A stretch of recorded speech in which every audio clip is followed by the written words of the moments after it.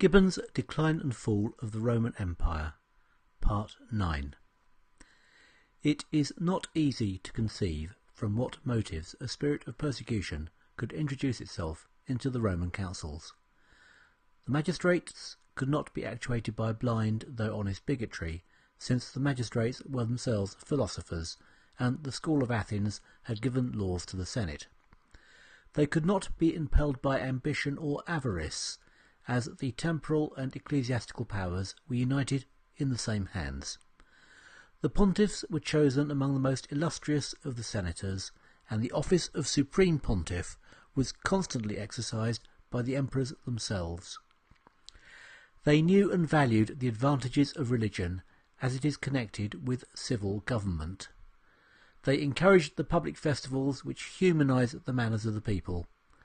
They managed the arts of divination as a convenient instrument of policy, and they respected, as the firmest bond of society, the useful persuasion that, either in this or in a future life, the crime of perjury is most assuredly punished by the avenging gods.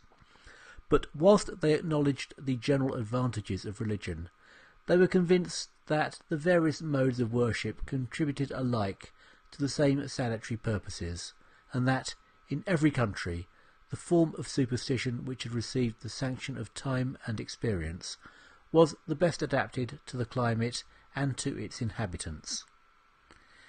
Avarice and taste very frequently despoiled the vanquished nations of the elegant statues of their gods and the rich ornaments of their temples, but, in the exercise of the religion which they derived from their ancestors, they uniformly experienced the indulgence and even protection of the Roman conquerors.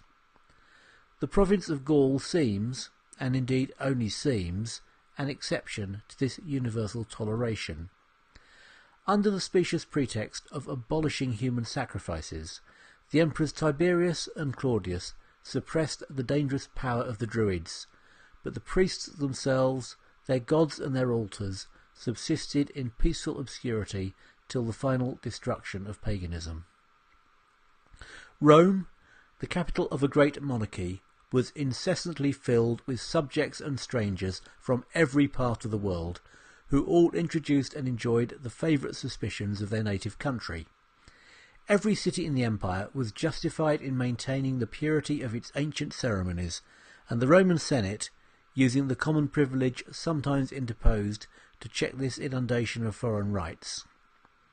The Egyptian superstition, of all the most contemptible and abject, was frequently prohibited, the temples of Serapis and Isis demolished, and their worshippers banished from Rome and Italy.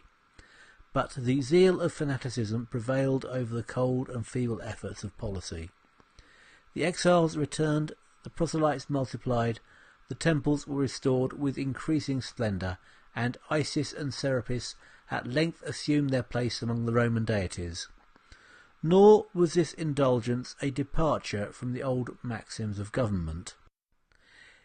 In the purest ages of the Commonwealth, Cybele and Aesculapius had been invited by solemn assemblies, and it was customary to tempt the protectors of besieged cities by the promise of more distinguished honours than they possessed in their native country.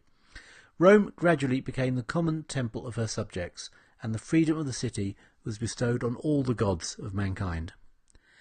In the narrow policy of preserving without any foreign mixture the pure blood of the ancient citizens, had checked the fortune and hastened the ruin of Athens and Sparta. The aspiring genius of Rome sacrificed vanity to ambition, and deemed it more prudent, as well as honourable, to adopt virtue and merit for her own wheresoever they were found, among slaves or strangers, enemies or barbarians.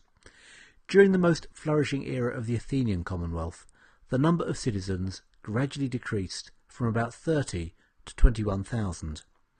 If, on the contrary, we study the growth of the Roman Republic, we may discover that, notwithstanding the incessant demands of war and colonies, the citizens who, in the first census of Servius Tullius, amounted to no more than 83,000, were multiplied, before the commencement of the social war, to the number of 463,000 men able to bear arms in the service of their country.